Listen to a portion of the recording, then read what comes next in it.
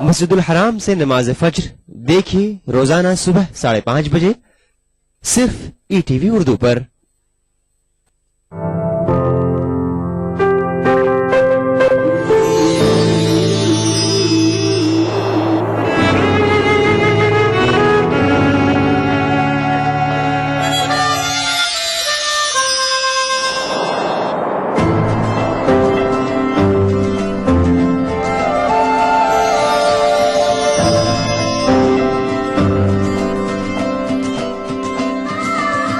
احساسوں سے جڑے نئے رشتے بکھیریں گے رنگ۔ زندگی لائیو سیزن 5 اتوار دوپہر 12 بجے اور سنیچر دوپہر 12:30 بجے۔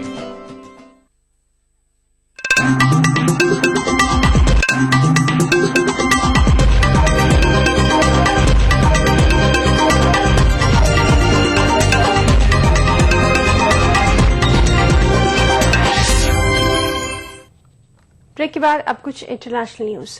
تھائی لینڈ میں حکومت مخالف احتجاج ہر گزرتے دن کے ساتھ شدت اختیار کرتا جا رہا ہے۔ تھائی لینڈ میں عوام نے حکومت کے خلاف زبردست احتجاجی ریلی نکالی اور 2 فروری کو ہونے والے عام انتخابات سے پہلے ینگلک شناواترا حکومت کی تحلیل کا پرزور مطالبہ کیا۔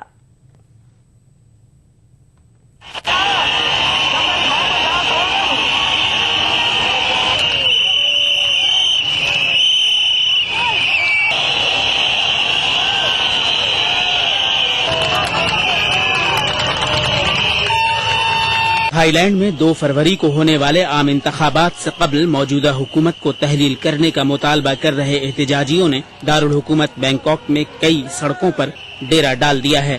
احتجاجیوں نے سڑکوں پر رکاوٹیں کھڑی کر دی ہیں اور اہم چوراہوں کو اپنے قبضے میں لے لیا ہے۔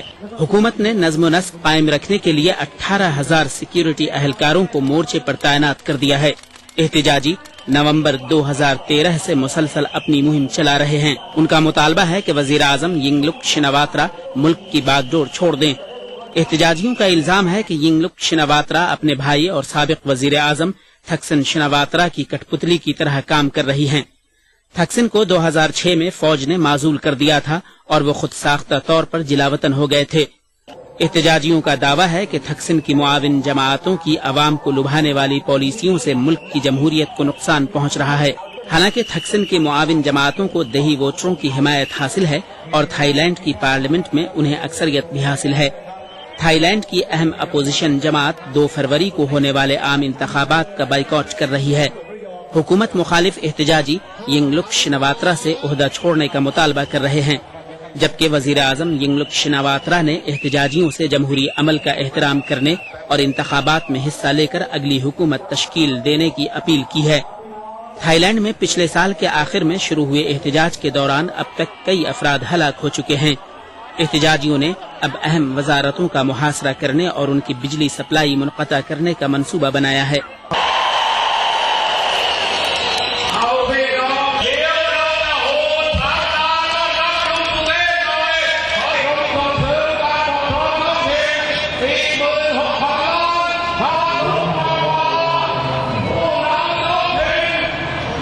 صورتحال کی سنگینی کو دیکھتے ہوئے حکومت نے تقریباً 150 اسکولوں کو بند کرنے کا حکم دے دیا ہے۔ احتجاجیوں کا کہنا ہے کہ جب تک ان کا مطالبہ تسلیم نہیں کر لیا جاتا اس وقت تک سڑکوں کی ناکہ بندی جاری رہے گی، لیکن وہ ہوائی اڈوں سمیت نقل و حمل کے دیگر عوامی ذرائع کو نشانہ نہیں بنائیں گے۔ مظاہرین کے لیڈر سوتیپ توک سوبان نے اس احتجاج کو عوامی احتجاج قرار دیا ہے۔ سوتیپ پہلے اپوزیشن لیڈر رہ چکے ہیں۔ سوتیپ کے مطابق احتجاجیوں کی نگاہ میں ینگلک شناواترا وزیر اعظم نہیں ہیں۔ اس بیچ فوج نے ملک میں تخت پلٹے جانے کے امکان سے انکار نہیں کیا ہے۔ کچھ لوگوں کو خدشہ ہے کہ تنازع کے شدت اختیار کر جانے پر فوج مداخلت کر سکتی ہے۔ تھائی لینڈ میں فوج پہلے بھی کئی بار تخت پلٹ چکی ہے۔ Bureau report ETV news. اور ناظرین، جیسا کہ ہم نے آپ کو پہلے بتایا تھا کہ جشن عید میلاد النبی پورے ملک میں نہایت ہی عقیدت و احترام کے ساتھ منائی جا رہی ہے۔ مسلمان اس موقع پر جلسے اور جلوس کا خاص اہتمام کر رہے ہیں، لیکن بہت سے علماء کرام اور دانشوران ملت نبی کریم کی سیرت کو عام لوگوں تک پہنچانے پر بھی زور دے رہے ہیں۔ ناظرین، آپ دیکھیے یہ بے حد خاص رپورٹ اور مجھے دیجیے اجازت۔ آداب۔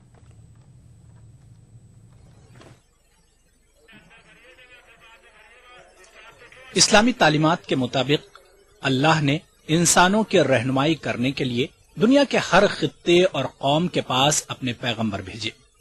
سب سے آخر میں حضرت محمد صلی اللہ علیہ وسلم کو بھیجا گیا. آپ صلی اللہ علیہ وسلم کو مبعوث جزیرہ عرب میں کیا گیا، لیکن لقب رحمت للعالمین کا دیا گیا، یعنی آپ صلی اللہ علیہ وسلم پورے عالم کے لیے رحمت بن کر آئے.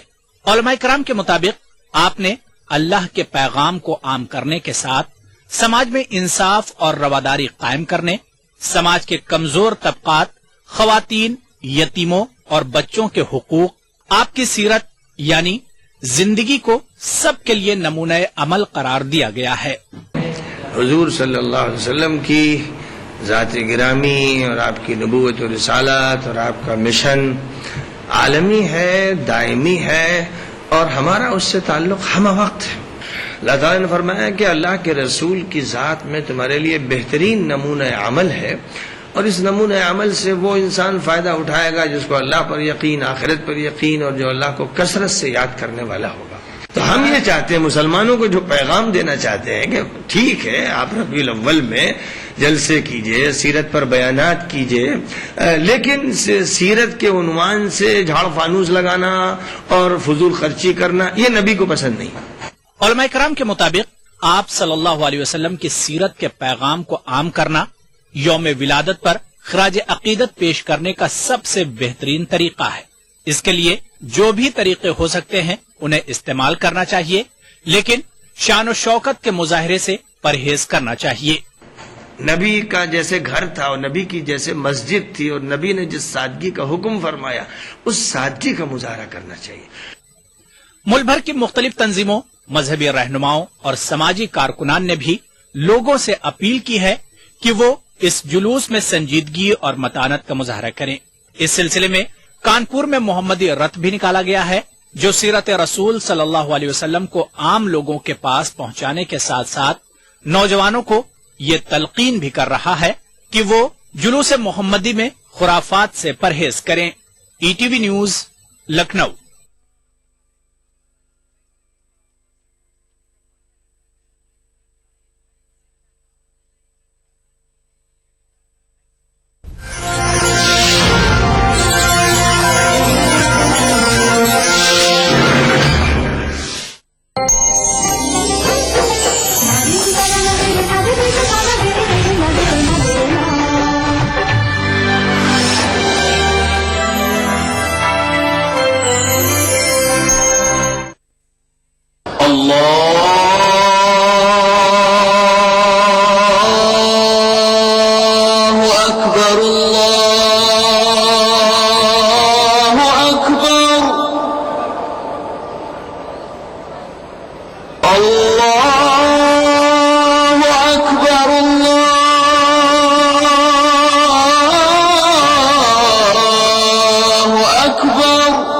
مسجد الحرام سے نماز فجر دیکھیے روزانہ صبح 5:30 بجے صرف ETV اردو پر.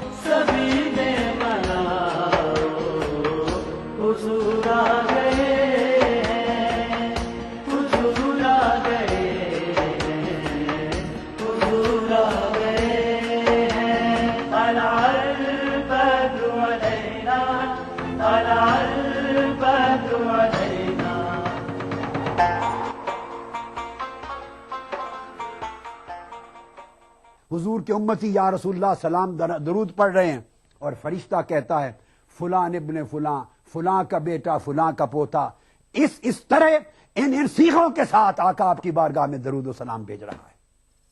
تو ملائکہ حضور کی نوکری پر متعین ہے. اور ایک حدیث میں عبداللہ بن عمرو رضی اللہ تعالیٰ عنہ روایت کرتے ہیں، اسے امام ابو داؤد نے روایت کیا سنن میں، امام ابو داؤد نے سنن میں اور امام ترمذی نے اور امام نسائی نے اور امام احمد بن حنبل نے، اور اس کو امام مسلم نے بھی روایت کیا صحیح میں، عبداللہ بن عمر سے آقا علیہ السلام نے فرمایا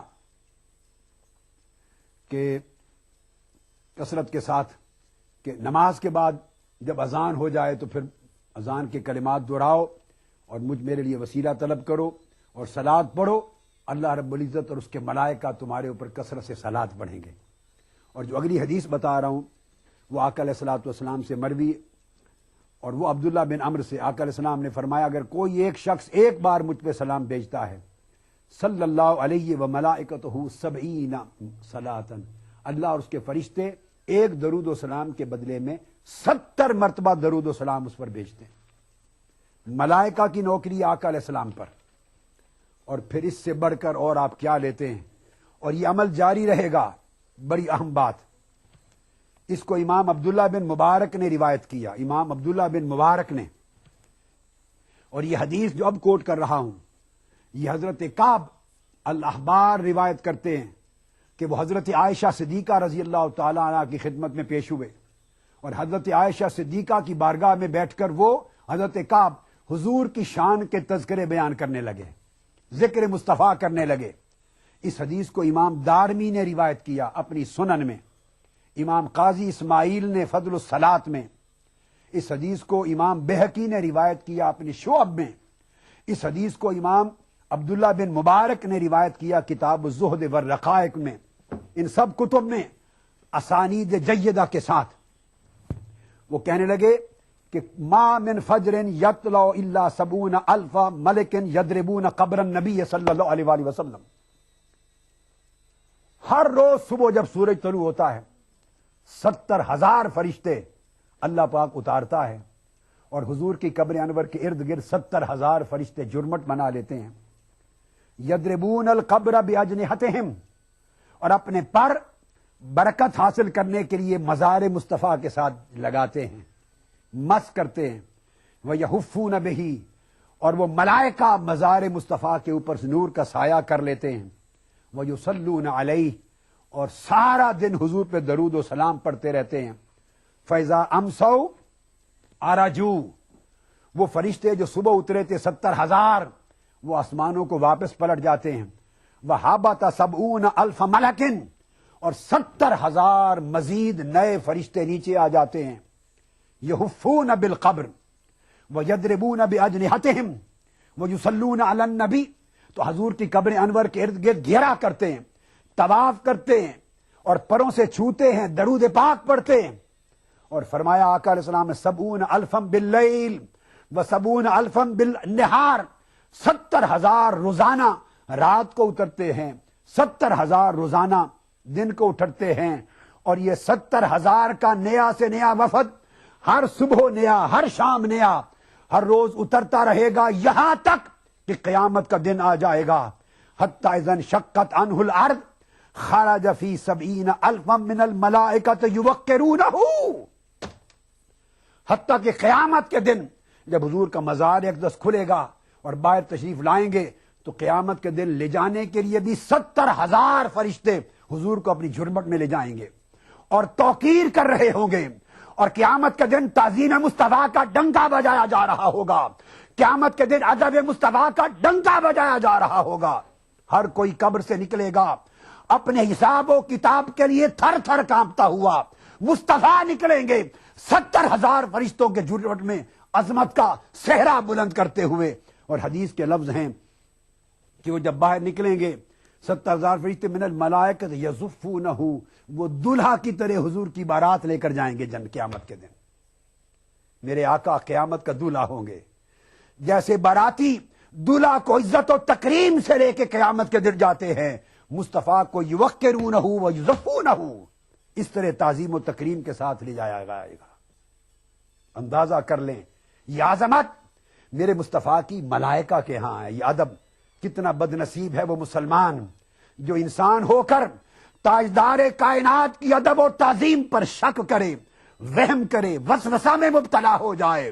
ان ملاؤں کی بات سن کر جن کے پاس نہ علم ہے، نہ طمانینت قلب ہے، نہ نور قلب ہے، نہ انشراح صدر ہے، نہ کشف ہے، نہ القاء ہے، نہ الہام ہے، نہ حضور سے نسبت ہے، نہ تعلق ہے، مادیت پرست ہیں، وہ ادب اور تعظیم مصطفیٰ سے گریز کرتے اور شک و شبہ پیدا کرتے ہیں۔ ارے ادب سیکھو مصطفیٰ کی حدیثوں سے، صحابہ سے، ملائکہ سے، جس کا تذکرہ جا بجا رب نے کیا۔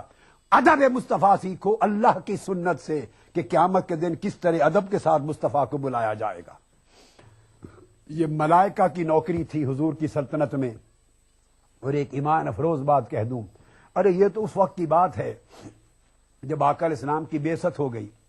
میں آپ کو بتاتا ہوں، آقا علیہ السلام ابھی معصوم شہزادے تھے، 3-4 سال کے، 2 سال کے۔ یہ عمر مبارک تھی حضور کی، جب پنگوڑے میں لٹایا جاتا ہے بچوں کو۔ 6 ماہ کا، 1 سال کی عمر تھی میرے آقا کی، پنگوڑے کی عمر کی۔ امام جلال الدین سیوطی نے روایت کیا الخصائص الکبریٰ میں، اور امام دارمی نے روایت کیا، امام دارمی نے السنن، آقا علیہ الصلوۃ والسلام کا جو ارشاد بتانا چاہ رہا ہوں، اور امام طلانی نے المواہب میں، اور امام سیوطی نے الخصائص میں فرمایا ان مہدہ کان یتحرک بتحریک الملائکہ۔ آقا علیہ السلام جب پنگوڑے میں لیٹنے کی عمر تھی تو فرشتے آ کر حضور کا پنگوڑا جھلایا کرتے تھے۔ 2-1.5 سال کی عمر میں میرے مصطفیٰ کا پنگوڑا فرشتے ہلایا کرتے، جھولا جھلایا کرتے تھے۔ اس وقت حضور کی غلامی میں فرشتے رہتے تھے، حضور کا پنگوڑا جھلانے والے ملائکہ۔ یہ آقا علیہ الصلوۃ والسلام کی شان اقدس۔ اب اس کے بعد یہ تو ہو گئے جن، انس اور ملائکہ۔ ایک بات سمجھ میں آتی ہے کہ جن ادب کریں مصطفیٰ کی عظمت و سلطنت کا تو سمجھ میں آتی اللہ نے ان کو عقل دی۔ انسان ادب کریں، حضور کی عظمت اور تعظیم و تکریم کریں، اللہ نے ان کو شعور دیا۔ ملائکہ تعظیم و تکریم کریں، حضور کی سلطنت اور شہنشاہیت کو مانیں، اللہ نے ان کو عقل و شعور دیا۔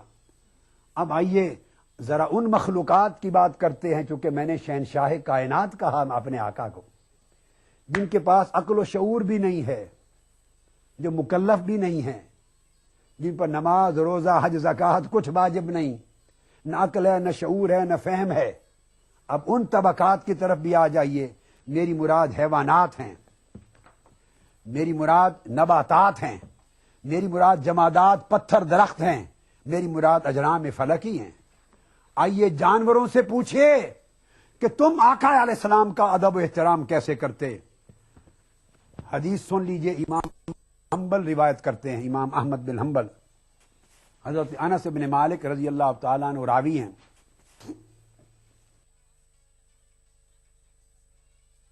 امام دارمی نے بھی، امام طبرانی نے بھی روایت کیا، اور اس کے اسناد حسن ہیں، اور حافظ ابن کثیر نے شمائل کیا، اور امام ابو نعیم نے دلائل میں روایت کیا، امام بہقی نے دلائل میں روایت کیا، اور امام ابن ابی شیبہ نے روایت کیا، اور امام طبرانی نے روایت کیا۔ الغرض کوئی طویل لسٹ ہے، کل ائمہ حدیث اپنی اپنی اسانید کے ساتھ درجنوں کی تعداد میں یہ واقعات نقل کرتے ہیں۔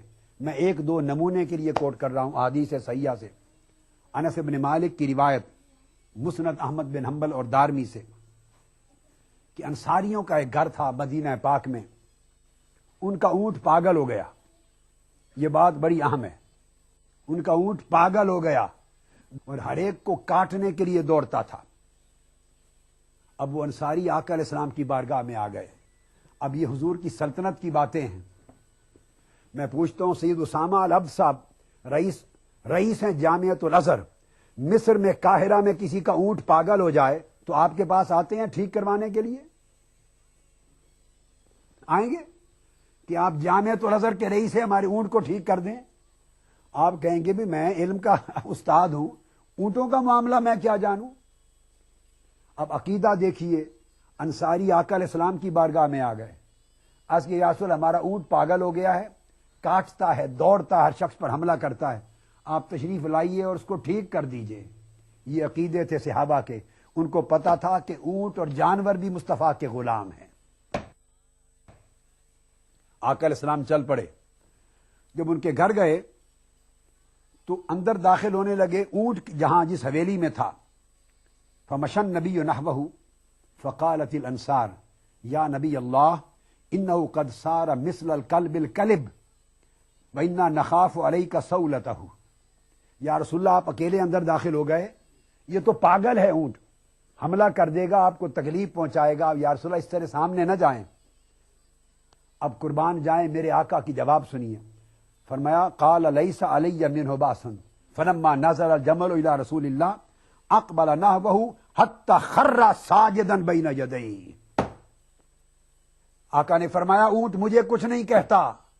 جب آقا سامنے گئے اور اونٹ کی نظر پڑی, وہ دوڑا اور گھٹنوں کے بل بیٹھ کر میرے مصطفیٰ کے قدموں کے سامنے سجدہ ریز ہو گیا. سجدہ ریز ہو گیا, اونٹ سجدہ ریز ہو گیا. اب میں سلطنت کی بات کر رہا تھا کہ حکمرانی ہے, سلطانی ہے میرے آقا کی. میرے آقا نے اس پر دم نہیں کیا. ہمارے ساتھ ایسا معاملہ ہو جائے نا تو ہم تو دم نہیں کر سکتے ہیں, اور کیا کریں گے؟ دعا کریں گے, دم کریں گے. ڈاکٹر ہوگا تو علاج کرے گا, کو ٹیکا شیکا لگائے گا, اس کا ٹریٹمنٹ کرے گا. ہمارے پاس تو یہی طریقے ہیں, دنیاوی بھی روحانی بھی. قربان جائیں, بادشاہوں کے طریقے یہ نہیں ہوتے, جو مالک ہوتے ہیں, شہنشاہ, سلطان. آقا نے دم نہیں کیا. حدیث پڑھ لیجئے, میرے سامنے حدیث ہے. فآخذ رسول اللہ بناصیتہ اذل ما کانت قط حتی ادخلہ فی العمل. میرے آقا نے اس کے ماتھے کے بال پکڑے, اس کے سر سے جھٹکا دیا اور فرمایا جائے کم کر, کم کیتا کر. اونٹ کو کہا بس کام کر, حکم دیا. اونٹ سر کو نیچے کرتے ہوئے اسی وقت اپنی ڈیوٹی پہ لگ گیا. میرے آقا نے فرمایا جا کم کر, ڈیوٹی پہ لگ گیا. صحابہ کرام دنگ رہ گئے منظر دیکھ کر. اب وہ بول اٹھے یا رسول اللہ ہذہ بہیمۃ لا تعقل تسجد لک. ارے قربان جائیں, اس وقت کے پاگل اونٹ بھی مصطفیٰ کی شان کو پہچانتے تھے, اور آج ہم مذہبی لوگ کئی علم دین کا نام لینے والے, قرآن و حدیث کی بات کرنے والے انسان ہو کر مصطفیٰ کی شان کو نہیں پہچانتے. ارے ہم پاگل اونٹوں سے بھی گئے گزرے ہو گئے, اتنا حیا بھی نہ رہا جو پاگل اونٹوں اور جانوروں کا حیا تھا. تو صحابہ کرام بول اٹھے یا رسول اللہ یہ بے عقل اونٹ, جانور آپ کو سجدہ کرتے ہیں, جانور سجدہ کرتے ہیں. وَنَحْنُ نَعْقِلُ فَنَحْنُ أَحَقُّ أَن نَّسْجُدَ لَكَ. آقا اونٹ سجدہ کرتا ہے, اجازت دے ابو بکر عمر عثمان و علی, ہم صحابہ بھی سجدہ کیا کریں میرے آقا آپ کو. اس پر آقا نے جواب دیا لا یصلح لأحد ان یسجد لأحد. نہیں, میری امت میں سجدہ اللہ کے سوا ہر ایک کے لیے حرام ہے. کوئی شخص کسی دوسرے کو سجدہ نہیں کر سکتا, منع فرما دی. سجدہ کوئی کسی کو نہیں کر سکتا. اب یہی بات ام المومنین حضرت عائشہ صدیقہ نے روایت کی کہ صحابہ نے پوچھا یا رسول اللہ, ایک اور روایت تسجد لک البہائم والشجر فنحن احق ان نسجد لک. عائشہ صدیقہ رضی اللہ تعالیٰ عنہ بیان کرتی ہیں, روایت ہے امام احمد بن حنبل کی کہ یا رسول اللہ شجر و حجر اور حیوانات آپ کو سجدہ کرتے ہیں, ہمیں کیوں روک رکھا, اجازت دے ہم بھی سجدہ کیا کریں.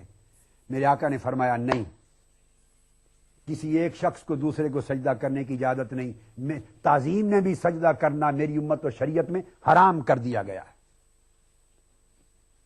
اور میرے آقا کو ایک اور واقعہ, اس پر سجدہ کیا دو اونٹوں نے, اور جب سجدہ کیا تو آقا علیہ الصلوۃ والسلام سے صحابہ نے پوچھا یا رسول اللہ یہ پہچانتے ہیں آپ کو کہ انہوں نے بھی سجدہ کیا؟ اب میرے آقا نے جواب دیا ثم التفت الى الناس فقال انه ليس شيء بين السماء والارض الا يعلم اني رسول اللہ. فرمایا زمین و آسمان کی کل کائنات میں ہر شے مجھے پہچانتی ہے کہ میں اللہ کا محبوب رسول ہوں. اگر کوئی نہیں پہچانتا تو وہ بدبخت جن اور بدبخت انسان, بد عقیدہ جن اور بد عقیدہ انسان نہیں پہچانتا. باقی ساری کائنات کا ہر فرد جانتا پہچانتا ہے کہ میں کون ہوں. اور پھر میں نے جو عرض کیا کہ آقا علیہ السلام کی شان سلطان اور بادشاہ کی ہے, سجدہ کرنا ایک بات, اگر اونٹوں جانوروں پر کوئی ظلم کرتا مالک تو مصطفیٰ کی بارگاہ میں آ کے گڑ گڑاتے رو پڑتے. جانور بھی اپنی بارگاہ, حضور کی بارگاہ میں اپنی درخواست لے کر آتے, جانتے تھے کہ سب کے شہنشاہ میرے آقا ہیں. حدیث پاک میں عبداللہ بن جعفر رضی اللہ تعالیٰ عنہ روایت کرتے ہیں، سنن ابی داؤد اور مسند امام احمد بن حنبل میں روایت ہے، حدیث صحیح. قال فدخل حائطا لرجل من الانصار فاذا جمل فلما راى النبي صلی اللہ علیہ وسلم حن وزرفت عیناہ. آقا علیہ السلام ایک حویلی میں گئے، وہاں کسی کا اونٹ تھا. اس اونٹ نے جب آقا علیہ السلام کو دیکھا، وہ دوڑ کے آقا کی بارگاہ میں آیا، رونے لگ گیا دھاڑے مار کر، اور اس کی آنکھوں سے آنسو برسنے لگ گئے. ہائے ہائے ہائے ہائے، اونٹ رونے لگ گیا، آنسو برسنے لگ گئے. فاتاہ النبی صلی اللہ علیہ وآلہ وسلم فماسح ظفرہ فسکت. حضور نے اس کے ماتھے سر پہ پیار اور شفقت کا ہاتھ پھیرا، جیسے بچوں پر ہاتھ پھیرتے ہیں پیار کا، اور وہ سسکیاں لے کے اونٹ چپ کر گیا. آقا نے فرمایا وہ اس دا مالک کتھے؟ مالک آ گیا. یا رسول اللہ ایک جوان، میں اس کا مالک ہوں. میرے آقا نے فرمایا تمہیں شرم نہیں آتی؟ تم اس سے زیادتی کرتے ہو. اس نے مجھے شکایت کی ہے تمہاری کہ تم اس سے کام زیادہ لیتے ہو اور کھانا تھوڑا دیتے ہو. تو میرے آقا زبانیں بھی جانتے ہیں اونٹوں کی. اس نے شکایت کی ہے، بھوکا رکھتے ہو اور کام زیادہ لیتے ہو، اس کے ساتھ نرمی کیا کرو. یہ آقا علیہ السلام. اور امام ابو نعیم کے الفاظ ہیں، فلما رآہ البعیر جرجرا ووضع جرانہ. وہ داڑے مار کے رو پڑا اور اپنی پیشانی میرے آقا کی بارگاہ میں رکھ دی اور رو پڑا، آنسو نکل آئے. یہ تاجدار کائنات صلی اللہ تعالی علیہ وآلہ وسلم کی شان ہے اونٹوں کی. اب ذرا ایک بکری کا قصہ بھی سن لیں، پتہ چل جائے کہ کل طبقات مخلوق کے حیوانات میں سے سب حضور کی غلامی اور شہنشاہی میرے آیا میں ہے. حدیث پاک ہے، حضرت انس بن مالک حدیث کے راوی ہیں. امام ابو نعیم روایت کرتے ہیں، امام ابو نعیم رضی اللہ تعالی عنہ اپنی کتاب میں انس بن مالک سے فرماتے ہیں کہ آقا علیہ السلام تشریف لے گئے ایک حویلی میں. فداخل النبی صلی اللہ علیہ وسلم حائطا للانصار ومعه ابو بکر وعمر ورجال من الانصار. قال وفي الحائط غنم فسجدت له. سیدنا ابو بکر سیدنا عمر بھی ساتھ تھے. حویلی میں گئے، بکری نے آقا علیہ السلام کو دیکھا، دوڑ کے آئی اور میرے آقا کے قدموں میں سجدہ ریز ہو گئی. بکری نے سجدہ کیا. جب بکری کو سجدہ کرتے دیکھا، فقال ابو بکر رضی اللہ تعالی، سیدنا ابو بکر صدیق نے عرض کیا، یا رسول اللہ انا نحن احق بالسجود لک من هذه الغنم. آقا اس بکری سے بڑھ کر ہمارا حق ہے کہ حضور کو سجدہ کیا کریں. فقال انه لا ينبغي ان يسجد احد لاحد. میرے آقا نے فرمایا نہیں، کسی شخص کو اجازت نہیں کہ کسی دوسرے انسان کو سجدہ کرے، منع کر دیا. تو آقا علیہ الصلوۃ والسلام کا یہ رنگ کہ تمام جانور، حضور علیہ الصلوۃ والسلام کے تمام جانور میرے آقا کے غلام ہیں. فلک کے نظاروں، زمین کی بہاروں، سبھی نے مناؤ حضور آ گئے. دیکھیے ای ٹی وی اردو سبھی D T H platform پر. ڈش ٹی وی پر چینل نمبر 787، ایئرٹیل پر چینل نمبر 610، ٹاٹا اسکائی پر channel number 176، big TV پر چینل نمبر 972، ویڈیو کان پر چینل نمبر 750. دیکھیے آپ کا اپنا چینل اور بھی بہتر کوالٹی میں. یا رسول یا رسول یا رسول یا رسول صلی اللہ علیہ وسلم. ساری کائنات مسرور ہے، جشن میلاد رسول ہے. اے نبیوں کے سردار، نگاہ عشق و مستی میں وہی اول وہی آخر، وہی قرآن وہی فرقان، وہی یاسین وہی طٰہٰ. میں آیا تیرے دربار، میں آیا تیرے دربار، میری تجھ پہ انسانیت کے لیے محسن انسانیت کا پیغام. سیرت رسول کے مختلف گوشوں کا احاطہ کرتا ہوا لائیو فون ان پروگرام، حب نبی سے سرشار نعتوں کا حسین گلدستہ، جشن میلاد النبی، ہر پیر سے جمعہ رات 10:30 بجے صرف ای ٹی وی اردو پر.